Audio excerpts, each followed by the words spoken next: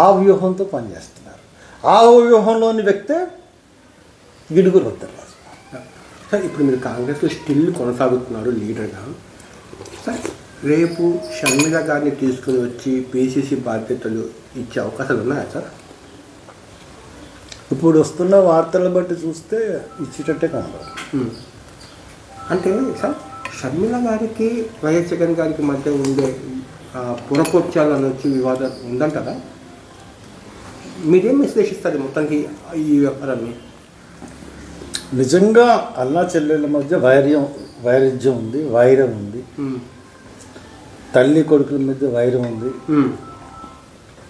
అని మనం ఆలోచించుకున్నట్లయితే వాళ్ళకి సరైన ప్రాతినిధ్యం పార్టీలో దొరకకపోతే ఆవిడ కడప ఎంపీ సీటు ఆశించింది, అది దొరకలేదు. ఎక్కడ దొరకలేదు అక్కడే వెతుక్కోవాలి. ఆంధ్రప్రదేశ్లో కడపలో ఆవిడ జన్మస్థానం కింద అందరూ భావిస్తారు. అటువంటి ఆవిడ ఎందుకు వెళ్ళి తెలంగాణలో పార్టీ పెట్టింది? ఓకే, తెలంగాణ ఆడపడుచునని ఎందుకు చెప్పింది? తెలంగాణలో పుట్టానని ఎందుకు చెప్పింది? తెలంగాణలో చదువుకున్నానని ఎందుకు చెప్పింది? తెలంగాణ ఆడపడుచునని ఎందుకు చెప్పింది? తెలంగాణలో గుబ్బమ్మలాడని ఎందుకు చెప్పింది? తెలంగాణలో నా పిల్లలు కూడా ఇక్కడే చదువుతున్నారని ఎందుకు చెప్పింది? నేను పూర్తి తెలంగాణ వాస్తవ్యురాలని. నేను తెలంగాణ నుంచి తెలంగాణలో రాజన్న అధికారాన్ని స్థాపించడానికి తెలంగాణ వచ్చాను అని చెప్పింది. రాజన్న రాజ్యాన్ని తెలంగాణలో ఆ ఉద్దేశంలో తెలంగాణకు వచ్చినప్పుడు ఇది నిజంగా వైరు ఉంటే, అపోజిషన్ జగన్మోహన్ రెడ్డితో ఉంటే, తెలంగాణలో పార్టీ పెట్టడం వల్ల జగన్మోహన్ రెడ్డికి ఏమి నష్టం జరుగుతుంది? ఏం జరగదు కదా. తెలంగాణలో ఇతనికి ఏం సంబంధం లేదు. మరి అక్కడ పెట్టినప్పుడు నిజంగా వైరు ఉన్నదనుకోవాలా, వైరు లేదనుకోవాలా? ఓకే, వైరు ఉండుంటే ఖచ్చితంగా ఆంధ్రప్రదేశ్లో పెట్టి నష్టం కలుగజేయాలని చూస్తారు ఎవరన్నా. వైరం లేకపోబట్టే కదా తెలంగాణ వెళ్ళిపోయింది. నువ్వు అక్కడ, నేను ఎక్కడ. నాన్న పేరు చెప్పుకుని, చెట్టు పేరు చెప్పుకుని కాయలు అమ్ముకునేటట్టుగా నువ్వు ఇక్కడ అమ్ముకున్నావు కదా, నేను అక్కడ అమ్ముకుంటాను.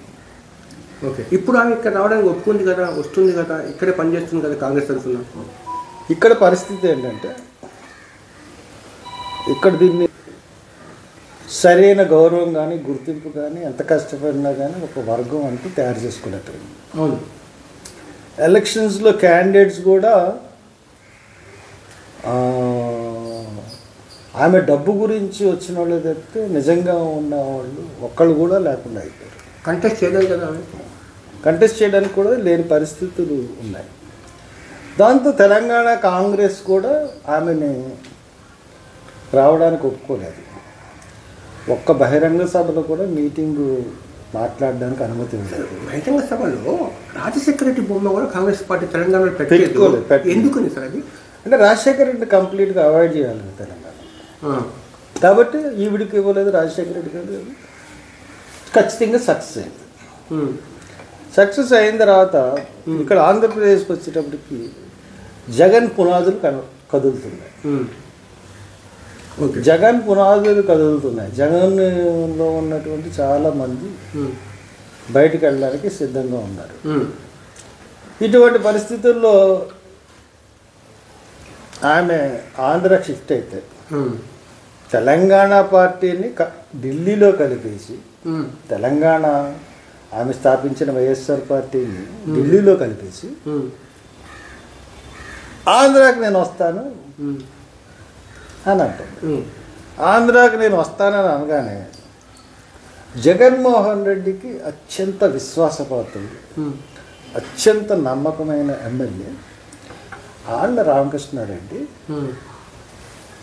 షర్మిల వెనక జాయిన్ అయ్యాడు. అంటే దాంట్లో ఏదో మతలం ఉందా? మతలబు లేకపోతే ఎన్నో కేసులు వేసిన చంద్రబాబు నాయుడు మీద ఎన్నో కేసులు వేసిన ఆళ్ళ రామకృష్ణారెడ్డి అతను సడన్గా జగన్మోహన్ రెడ్డి పార్టీని వద్దనుకుని